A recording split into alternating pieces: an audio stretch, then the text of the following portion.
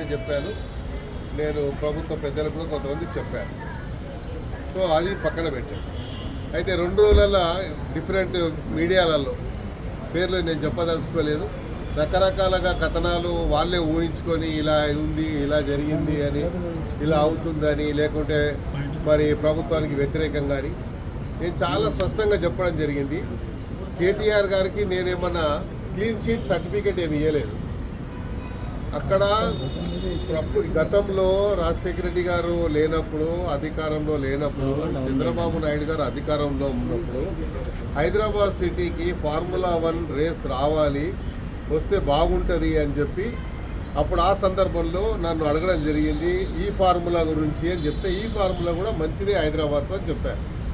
దానివల్ల కేటీఆర్ గారు ఏదో బ్రాండ్ ఇమేజ్ పెంచారు అని చెప్పి ఇక్కడ వచ్చినట్టుగా కొన్ని పేపర్ వాళ్ళ సొంత పేపర్ రాసుకునేది. దానికి నాకు అభ్యంతరం లేదు. అయితే హైదరాబాద్ బ్రాండ్ ఇమేజ్ ఎప్పుడు పెరిగింది? దేశంలో ఉన్నటువంటి గ్రేటర్ రాష్ట్రాలు, గ్రేటర్ హైదరాబాద్, గ్రేటర్ సిటీలు పెంచినప్పుడు హైదరాబాద్ సిటీకి కాంగ్రెస్ ప్రభుత్వం ఉన్నప్పుడే గ్రేటర్ హోదా వచ్చింది. అదేవిధంగా హైదరాబాద్ సిటీలో ఎన్నో మరి మెట్రో రైలు అప్పుడే హైదరాబాద్ సిటీకి మెట్రో రైలు అప్పుడే తేవడం జరిగింది. హైదరాబాద్లో ఔటర్ రింగ్ రోడ్ వేసింది అప్పుడే కాంగ్రెస్ హయాంలోనే ఔటర్ రింగ్ రోడ్ వేయడం జరిగింది. అదేవిధంగా మీరు చూసుకున్నట్టయితే Hyderabad brand image outer ring road ఎప్పుడైతే వేసామో అప్పుడే పెరిగింది. కాకపోతే మేమేం చెప్పాము, ఈ ఫార్ములా వల్ల కూడా బ్రాండ్ ఇమేజ్ ఇంకా పెరిగింది. అయితే మీరు మొన్న వచ్చినటువంటి సంస్థలు మీరు చూసినట్టయితే గతంలో వచ్చినటువంటి కానీ ఏదైనా మీరు విప్రో తీసుకోండి, గూగుల్ తీసుకోండి, ఇన్ఫోసిస్ తీసుకోండి, ఏ సంస్థలు అయితే మల్టీనేషనల్ కంపెనీస్ వచ్చాయో అప్పుడు అన్నీ కూడా హైదరాబాద్ ఒక సేఫెస్ట్ ప్లేస్ అని రావడం జరిగింది. ఇతర రాష్ట్రాల నుండి ఈ హైదరాబాద్ సిటీలో కాస్ట్ ఆఫ్ లివింగ్ తక్కువ ఉంది అని నేను అన్నీ కూడా అప్పుడు చెప్పినే మళ్ళీ రిపీట్ చేస్తూ ఉన్నాను.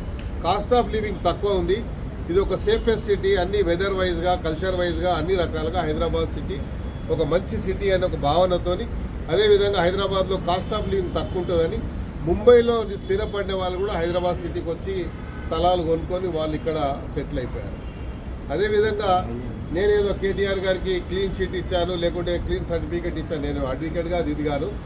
వారు అడిగిన సందర్భంలో కేటీఆర్ గారి మీద ఆరోపణలు వచ్చినాయి కదా అంటే, ఎప్పుడైతే కుట్ప్రోకో ఉంది అని చెప్పి ప్రభుత్వం కానీ, అధికారులు కానీ, లేకుంటే డిపార్ట్మెంట్ భావించినప్పుడు దాని మీద ఒక విచారణ జరుగుతున్నప్పుడు ఆ విచారణ జరిగే సందర్భంలో నేను కామెంట్ చేయడం కరెక్ట్ కాదు. ఎందుకంటే అది సబ్సిడీస్ అవుతుంది కాబట్టి కోర్టులో ఉంది, అదేవిధంగా మరి యాంటీ కరప్షన్ కేసులో ఉంది, అదేవిధంగా ఈడీ కోర్టులో ఉంది. కాబట్టి వాళ్ళు త్వరలో తెలుస్తారు. తెలిసిన తర్వాత అది ఎవరు మరి ఇందులో నేరస్తుడు అనేది తెలుస్తారు. తప్పకుండా అది బయటకు వస్తుంది. ఎందుకంటే చాలా క్లియర్గా ఎన్నికలు జరుగుతున్నటువంటి సందర్భంలో డబ్బులు ట్రాన్స్ఫర్ అయినాయి అని చెప్పి అన్నప్పుడే అక్కడే క్విట్ ప్రోకో జరిగింది అనేది ఒక అనుమానం ఉంది. కాబట్టి దానికి మనము అందరూ అర్థం చేసుకోవాల్సిన అవసరం ఉంది.